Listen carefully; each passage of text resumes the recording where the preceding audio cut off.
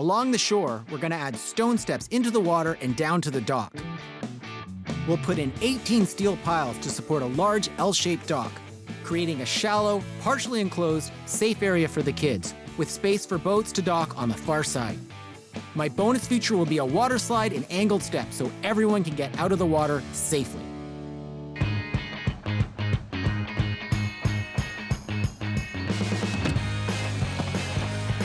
I have a budget of $46,000 and a timeline of 3 weeks to get this done. With the steep access and a bad weather forecast ahead, this job may be challenging to complete on time. This is way too hard to do by hand, so we're gonna get the machine and pick this up a little bit, rip this thing apart.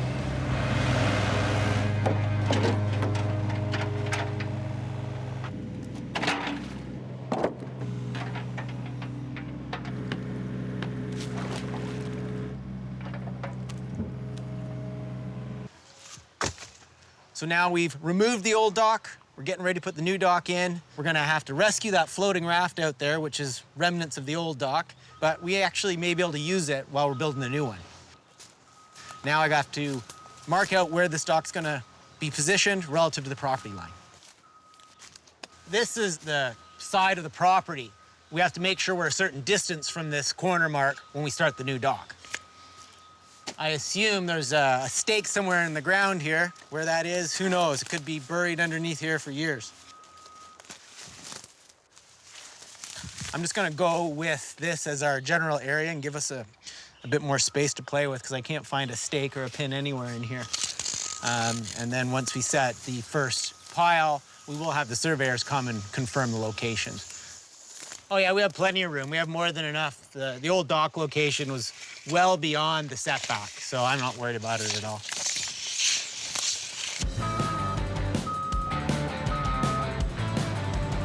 It takes big machines to move big steel, like this one. There's two types of docks that people typically build. Traditionally, they were done as crib docks, which is basically stacking up square timbers or logs in a box and filling it with rocks. That's all done underwater. And then you build a dock on top of it. Now, what we do now is we build a steel pile dock where we drive steel pile into the ground and weld basically a frame of steel and then put the wood decking on it. The steel is much stronger. It's driven way deep into the ground so it doesn't sink and settle like cribs can, and it can't be sort of pushed over by the ice. It's really the more solid way to build a dock. Now we've got our steel down here. We're gonna break apart these lifts and start driving some piles.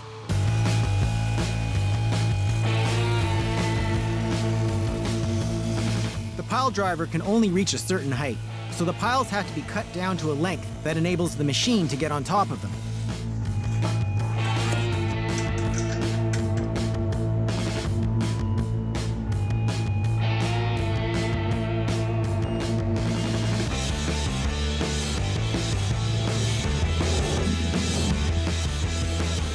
Right to that rock that keeps coming out, we push that off, we can set the pile right down in there. That's pretty good, isn't it? Yeah.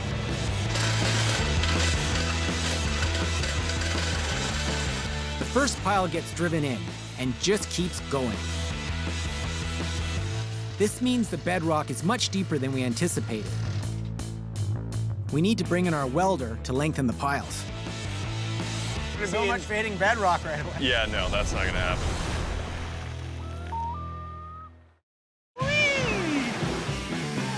Darryl and Andy's lakefront lot is empty, except for a dock that is falling apart. It's just mostly a forest space. So the kids don't have an area to just roam freely, to play.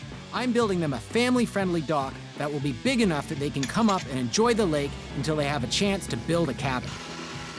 But when we started driving the piles into the lake for the new dock, we hit a problem. We've driven the first pile in, and we were hoping to hit bedrock, but it's deeper than 20 feet. So now we have to weld another pile on top and keep driving down. So we have to bring in another crew. We got to get the welding done before we can move ahead. It slows things down a little bit because now we have to stop and weld each pile versus driving a whole bunch of piles in.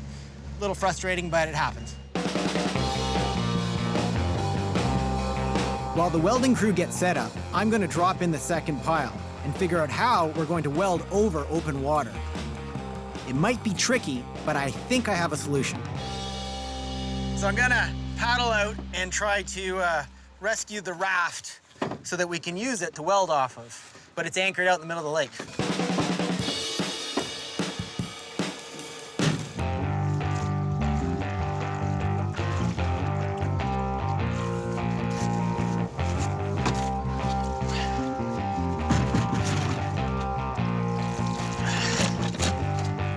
All right, now I gotta paddle in somehow. Throw me a line.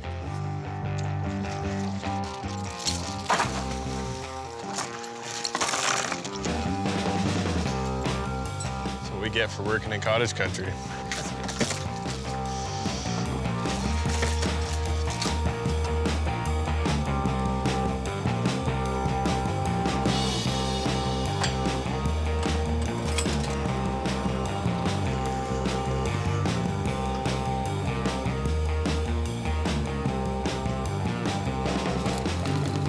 Dave's out there welding the extension on the first pile.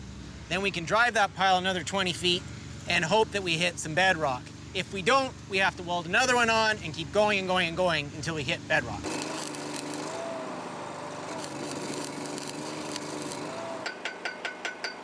This dock's gonna require 17 or 18 piles. We're already starting with some pretty long piles. This isn't good news. We could end up putting a lot more steel in this dock than I anticipated. And steel costs money. This means the budget is going to keep going up as long as we keep adding steel. After driving down 30 feet of piles, we have finally hit rock bottom. I think we can just leave this because I think it's skipping down the edge of the rock the way it's on a bit of an angle there. So I think we've hit the bedrock. We're just sort of moving along the edge of it. So I'm happy with that. Let's tack another one on this pile and drive this one down.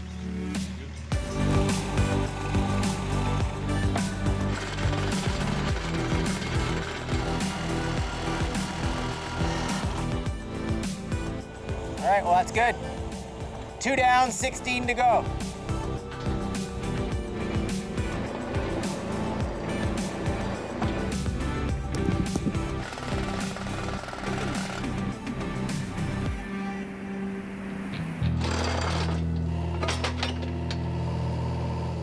As we work to secure the piles, disaster strikes.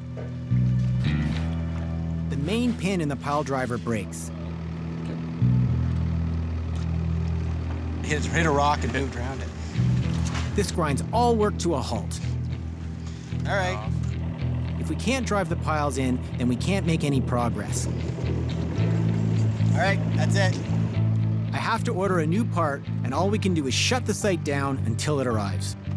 Now I'm looking at a delayed schedule. I never miss a deadline, and I hate disappointing my clients.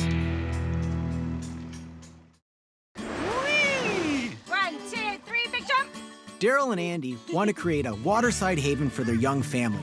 We started with a dock that was rotten and downright dangerous. So I'm building them a backyard on the lake that I think they're gonna fall in love with. I just want a really safe environment for the kids. Things have not been going according to plan. All right, that's it. Wow, we've been hit with some major delays on this one, and all I want to do is get them a space they can enjoy before the summer's over. The equipment failures that we've had there have been ridiculous. You know, a tried and true piece of equipment fails for the first time in 10 years. The replacement fails on the first day it gets on site. We finally got everything back up and running again, hit some bad weather again, which delayed us further. But now we're going. There's finally a light at the end of the tunnel for this dock for Darryl and Andy.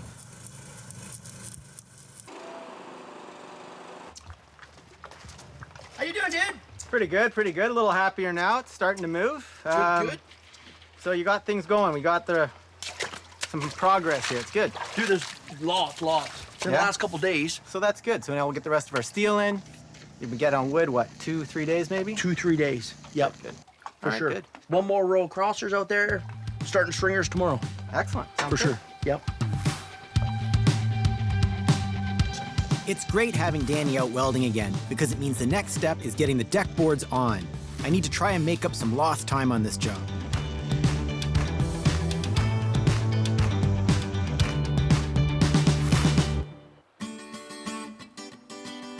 Danny's finished up all the welding now, so the whole structure's complete. We can now start laying all the deck boards. This part is really satisfying because you see the whole dock take shape. And that gives me time to go shopping. Darryl and Andy picked a smaller lake specifically because they wanted it to be safe for their kids. So I know that's a big priority for them. I want to add some fun features for the kids, but I gotta keep them safe.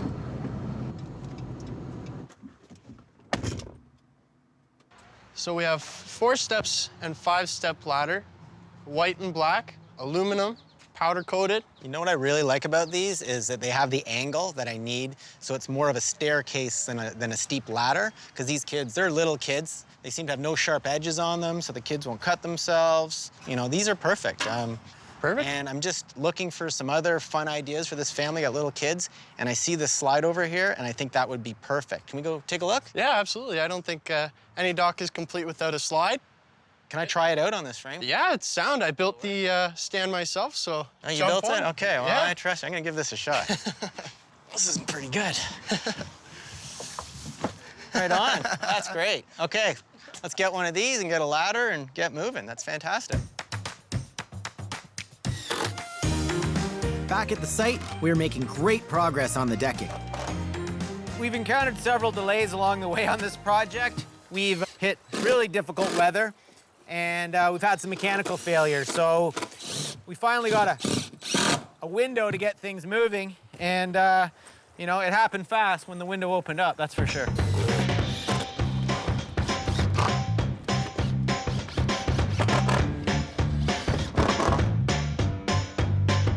This job has really come together.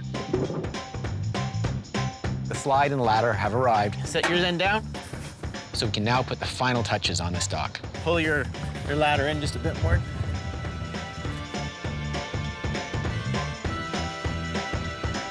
I'm just sketching out my ideas for the shorefront. When I got to site and started explaining the stairs I want to add to Dave into the water, I realized I think we need some stairs onto the dock as well. So I'm just sort of getting the ideas sketched out here. Often when, you know, you're actually on site and you see things built, they come together a little differently. So I'm adapting and getting some ideas on paper here. Hey, Dave. So here, I just sketched out our ideas here. So we got our first staircase, and then I'm thinking about in this staircase over here, little mulch path. And I'm even thinking if there's room to flank in some very subtle gardens maybe, just to separate it. Sure. There, and there. But you'll see, I'm not sure if you're gonna have room for those, but we'll see how it comes together. Good. Perfect. Awesome. Placing the stone for the steps is the final part of the job.